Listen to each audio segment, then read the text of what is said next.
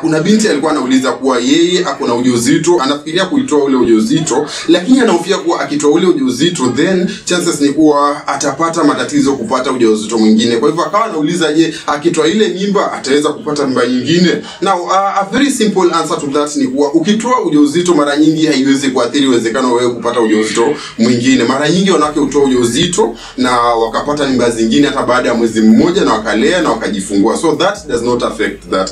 But kuna kitu kimoja ambacho ni muhimu. Ili kutoa ujauzito ni vizuri uweze kutembelea hospitali na utaweza kushughulikiwa na watu ambao ni professionals ambao wataweza kupatia dawa na matibabu ambao wataweza kukusaidia ili uweze kujifungua. Ikiwa utafanya hii process katika nyumbani ama katika vichorochoro ama wapi ambapo hakuna professionals, kuna uwezekano kuwa ukaathiri nyumba yako ya mtoto, na hivyo basi itakusababishia matatizo ambapo wakati utataka kupata ujauzito mwingine. Na vile vile kuna several conditions ambazo pia zinaweza kuathiri uwezekano wako wa kupata ujauzito, and that is inasema uweze kutembelea hospitali. Kwa mfano, kama uko na hii condition ambayo inaitwa OCS, ovarian cyst syndrome, then uwezekano wako kupata ujauzito huwa uko chini sana. Kwa hivyo inawezekana kuwa ule ujauzito ambao unatoa ndio ujauzito wako ambao ungeweza kupata kikawaida naturally katika maisha yako. Kwa hivyo ni vizuri sana kabla hujaweza kutoa ujauzito ukaketi chini, ukatafakari, ukafikiria, ukajua kwa hii ni decision nataka kufanya, then ukaenda na hiyo decision. Now shukran sana kwa kutazama video hii. Ikiwa ni mgeni katika hii channel, tafadhali bonyeza subscribe pale chini, like video, na ikiwa utakuwa na maswali yote